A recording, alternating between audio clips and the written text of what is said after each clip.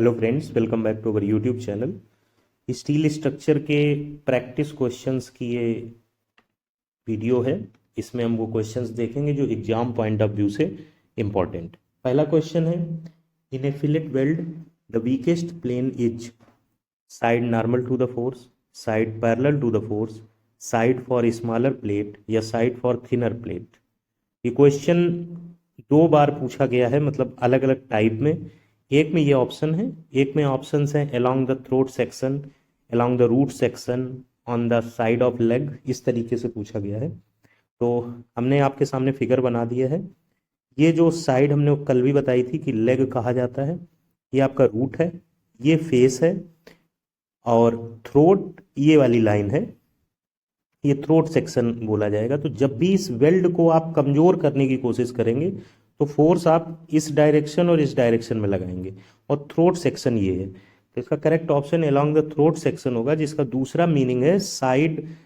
जो ये throat section है, अगर इसे बोले side normal to the force, ये फोर्स होगा जो इसको वीक करेगा, इस वेल्ड को वीक करने की कोशिश करेगा, फिलेट वेल्ड को।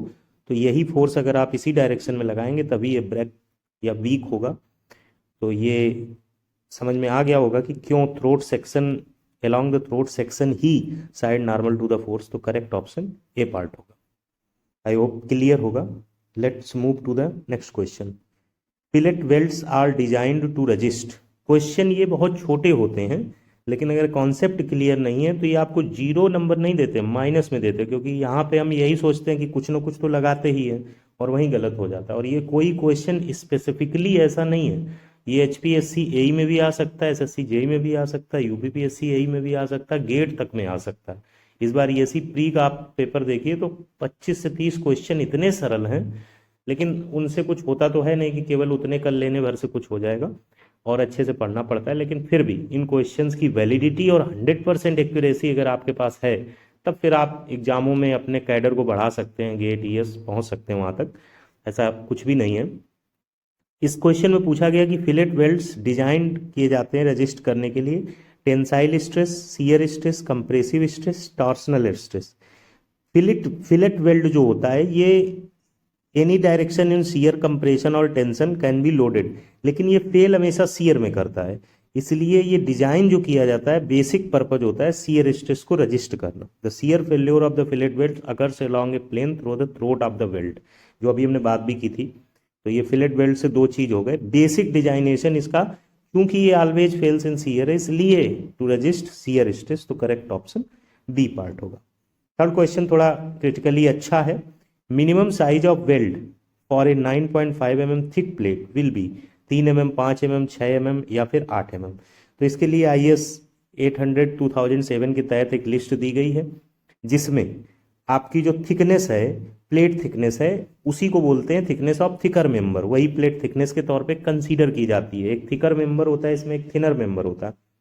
तो इसकी करस्पॉन्डेंट वैल्यू है अलग अलग मिनिमम साइज ऑफ वेल्ड की IS कोड के हिसाब से।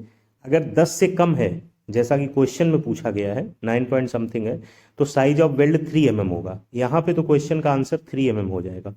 लेकिन अगर यही थिकनेस की वैल्यू 10 से 20 के बीच है तो 5 mm होगा, 20 से 32 mm के बीच है तो 6 mm होगा, 32 mm से 50 mm के बीच है तो 8 mm होगा। तो ये वैल्यूज IS कोड के हिसाब से दी गई। तो यहाँ पे करेक्ट ऑप्शन 3 mm हो जाएगा। अगला क्वेश्चन है, एज पर IS 800 the efficiency of a riveted joint having the minimum pitch is, efficiency of a riveted joint having the minimum pitch is कितनी है? 60%, 70%, 40%, 50%। कोडल प्रोविजन से 60% है, चूंकि एज पर IS 800 पूछा है। इफिशियंसी राइवेटेड ज्वाइंट की जो कैलकुलेट की जाती है स्ट्रेंथ ऑफ ज्वाइंट के बेस पे compare to the strength of the solid plates. मतलब जब फॉर्मूला आप देखेंगे तो वो है strength of joint upon strength of solid plates into 100। तो ये इफिशियंसी का फार्मूला भी एक बार पूछा गया है। स्ट्रेंथ ऑफ ज्वाइंट को नीचे कर दिया है, स्ट्रेंथ ऑफ सॉलिड प्लेट्स को ऊपर कर दिया है, इनटू 100 कर दिया है। तो इस तरीके से भी क्वेश्चन पूछा जाता है। तो यहाँ पे करेक्ट ऑप्शन 60% होगा। Let's move to the next question. To account for shear deformation effective slenderness ratio of battened columns shall be taken as. याद करिए, भी कल के वीडियो में ही था, मैंने क्या कहा था कि बैटेंड कॉलम और लास्ट कॉलम में डिफरेंस है। यहाँ पे जो इफेक्टिव लेंथ होती है वो 10% बढ़ जाती है। यहाँ पे इफेक्टिव लेंथ 10% बढ़ जाती है। सिलेंडरनेस रेशियो का जब आप फार्मूला KL/R के फॉर्मेट में पढ़ें या फार्मूले के फॉर्मेट में पढ़ें, effective length upon radius of gyration के फॉर्मेट में पढ़ें, तो इफेक्टिव लेंथ के प्रोपोर्शनल होता है सिलेंडरनेस रेशियो। तो 10% अगर इफेक्टिव लेंथ बढ़ेगी तो जाहिर सी बात है कि जो सिलेंडरनेस रेशियो होगा वो भी 10% बढ़ेगा। तो यहाँ पे 1.1 टाइम्स जो होगा वो maximum slenderness ratio of the column, इसका करेक्ट ऑप्शन हो जाएगा। अगर यहीं पे लेस्ड कॉलम होता तो वहाँ पे होता 5%, तो 1.05 times the maximum actual slenderness ratio of the column होता। तो ये क्वेश्चन दोनों अपने आप में इंपॉर्टेंट है, पूछे जाते रहे हैं to account for shear deformation. Batten columns का हमने ये भी बताया था कि किसको काउंटर करने के लिए, तो शियर इफेक्ट को या शियर डिफॉर्मेशन इफेक्ट को काउंटर करने के लिए किया जाता है। तो यहाँ पे पूरी बात वही की वही आ गई, बस फॉर्मेट बदल गया कि effective length is increased by 10%, that is rather than slenderness ratio is 1.1 times the maximum actual slenderness ratio of the column. I hopefully question will be completed. Next question है, डबल हो गया, 5 2 times हो गया है, क्योंकि 6 question होगा। For a steel member in tension the permissible stress, for the steel member in tension the permissible stress in axial tension is given by। अभी कल वाले में हमने पूरी लिस्ट बनाई थी कि 0.6 Fy आपकी क्या होगी, permissible stress in axial tension, in axial compression दोनों। और अगर यही बेंडिंग की बात करते हैं, bending stress in tension, bending stress in compression, तो 0.66 Fy हो जाएगी, 0.66 Fy हो जाएगी। करेक्ट ऑप्शन यहाँ पे जो पूछा गया है वो 0.6 Fy होगा, permissible stress in axial tension. इसके बाद अगला क्वेश्चन है, the design strength of tension member, the design strength of tension member is given bye minimum of. ये क्वेश्चन जनरली गलत हो जाता है, थोड़ी सी भी मिस्टेक यहाँ नहीं करनी है। ये क्वेश्चन सिंपली भी पूछा जाता है और 4 ऑप्शन क्रिएट करके भी पूछा जाता है, नॉट लगा के भी पूछा जाता है। इस चीज को समझ लीजिए। Design strength of tension member जो है वो 3 चीजों पे बेसिकली कंसीडरेशन में आती है, मिनिमम ऑफ 3। जैसे इसमें लिखा है is given by a minimum of block shear strength, इन किसके मिनिमम को लिया जाता है, तो 3 चीजें यहाँ कंसीडर की जाती हैं। इसमें पूछा भी है कि ट्रू क्या है, only one and two, 1 and 3। तो इसमें 3 चीजें की लिया जाएगी, gross section yielding of gross section, और यील्डिंग ऑफ नेट सेक्शन गलत है। अभी नेट और ग्रॉस में फर्क बताएंगे, तो ये गलत हो गया। दूसरा होता है net section rupture of critical section, वही मतलब है। और तीसरा होता है ब्लॉक शियर फेल्योर, ये तीसरा वाला ब्लॉक शियर फेल्योर। इनमें मिनिमम ऑफ 3 में लिया जाता है। अब डिजाइन स्ट्रेंथ तीनों निकाली जाती है, फिर जो मिनिमम आती है वो कंसीडर किया जाता है। जब आप टायर 2 के क्वेश्चन करते थे प्रीवियस ईयर में, जब ऑब्जेक्टिव नहीं पूछा जाता था, तो ये क्वेश्चन आप करते भी थे, एक आध कभी कभार आ जाता, तीनों वैल्यू निकाल के फिर जो मिनिमम वैल्यू होती थी उसको हम डिजाइन स्ट्रेंथ के तौर पे ट्रीट करते थे। तो यहाँ पे पूछा गया, तो अब इन तीनों में एक तो कंसीडरेशन में आएगी नहीं, तो 1 एंड 2 करेक्ट ऑप्शन होगा, 1 एंड 2 करेक्ट ऑप्शन होगा, एक कंसीडर नहीं की जाएगी इसमें, क्योंकि यील्डिंग ऑफ नेट सेक्शन नहीं होगा। अब बात आती है ग्रॉस सेक्शन यील्डिंग या यील्डिंग ऑफ ग्रॉस सेक्शन का मतलब है बोल्ट प्रोवाइड नहीं किया गया है, और नेट सेक्शन का मतलब है बोल्ट प्रोवाइड कर दिया गया है, या होल प्रोवाइड किया गया तभी बोल्ट प्रोवाइड करोगे, और जब होल प्रोवाइड करोगे तो स्ट्रेस कंसंट्रेशन अकर करेगी सर्विस लोड्स पे। तो इस वजह से जो रप्चर होगा वो नेट सेक्शन में अकर करेगा, क्रिटिकल सेक्शन में अकर करेगा। और यहाँ पे 1-2 क्वेश्चन और क्रिएट होते हैं जो पक्का कभी ना कभी एग्जाम में पूछे जाएंगे। पार्शियल सेफ्टी फैक्टर 2 वैल्यू 1.25 और 1.1। 1.1 कब होती है, जब फेल्योर गवर्न बाय यील्डिंग हो, फेल्योर गवर्न बाय यील्डिंग है तो वैल्यू 1.1 होगी पार्शियल सेफ्टी फैक्टर की। और जिसको गामा MO करके आप गामा ये याद रखिए, अलग अलग कहीं M1 या कहीं MO M0 करके मेंशन करते हैं। 1.25 होगी फेल्योर जहां अल्टीमेट स्ट्रेस के द्वारा गवर्न होगी। अगर यील्डिंग के द्वारा गवर्न हो रही है तो 1.1, अल्टीमेट स्ट्रेस के द्वारा गवर्न हो रही है तो 1.25, और यील्डिंग ऑफ नेट सेक्शन नहीं होगा, यील्डिंग ऑफ ग्रॉस सेक्शन होगा। तो यहाँ करेक्ट ऑप्शन 1 एंड 2 हो जाएगा।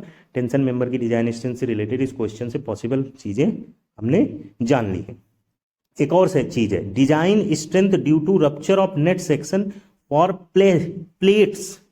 प्लेट्स, टेंशन मेंबर में प्लेट्स और angle section for plates is based on net effective area, ये नेट पे डिपेंडेंट है। और एंगल सेक्शन के लिए शियर लैग इफेक्ट पे, इस पे एक इजिली जो है ऑब्जेक्टिव बन सकता है। एंगल सेक्शन के लिए शियर लैग इफेक्ट पे। तो इस तरीके से क्वेश्चन कंप्लीट होता है। अगला क्वेश्चन है, which of the following assumptions is used for the design of an axially loaded compression member steel में। Which of the following assumptions is used for the design of axially loaded compression member. Compression member के लिए 3 assumptions हैं। पहला assumption है modulus of elasticity is assume to be constant, पहला यहां गलत है। दूसरा ऑप्शन है सेकेंडरी स्ट्रेसेज आर निग्लेक्टेड, सही है। तीसरा है the ideal column is straight and has no crookedness, तो ये भी गलत है। अब एक ऑप्शन सही ढूंढना था तो बी ऑप्शन सही हो गया, तो ऑटोमेटिकली सी ऑप्शन गलत है। जो कि सेकेंडरी स्ट्रेस से निग्लेक्टेड की बात है तो परसेंटेज में कहां से आ जाएगा, तो यहां पे करेक्ट ऑप्शन बी पार्ट होगा। I hope 3 options as an assumptions you know very well. एक क्वेश्चन यहाँ पे ऐसे आया, यहाँ पे क्वेश्चन दूसरा भी क्रिएट किया जा सकता है, ये तीनों सही लिख दिए जाते और ये वाला चौथा डाल दिया जाता और पूछा जाता which of the following is not the assumptions that is used for design of an axially loaded compression member in steel, तो आप समझ जाते फिर ऑप्शन सी पार्ट होता। लेकिन यहाँ बी पार्ट होगा क्योंकि करेक्ट पूछा है और बाकी सारे गलत हो रहे हैं, कहीं नॉट कहीं कुछ लगाकर उन्होंने उसको डिस्टॉर्टेड फॉर्मेट में कर दिया है। और हम जानते हैं कि ideal column assume to be absolutely straight having no crookedness which never occurs in practice. Generally ये प्रैक्टिस में अकर नहीं करता है, बट ये कंडीशन एज्यूम की जाती है। इसके बाद अगले क्वेश्चन की तरफ बढ़ते हैं। The maximum effective slenderness ratio for compression flange of a beam against lateral torsional buckling, ये बहुत शोध करके रिसर्च करके क्वेश्चन लाए गए हैं आपके सामने। बेहद सिंपल क्वेश्चंस को हम नहीं कर रहे हैं, हम ये मान के चलते हैं कि आप पीवाईक्यू के थ्रू कर ही लेंगे। इसके अलावा एचपीएससी या कोई भी और एग्जाम करने जा रहे हैं, अगर इस सीरीज को देख लेते हैं तो आपका नुकसान नहीं होगा, बेहतरी ही होगी और बहुत बेहतर क्वेश्चन आपको करने में सहूलियत मिलेगी। क्वेश्चन ने पूछा है maximum effective slenderness ratio for compression flange of a beam against lateral torsional buckling is. जो ये केस है 180 का केस, 250 का केस, 350 का केस, 300 का केस और 400 का केस, जो कि टेंशन मेंबर का होता है।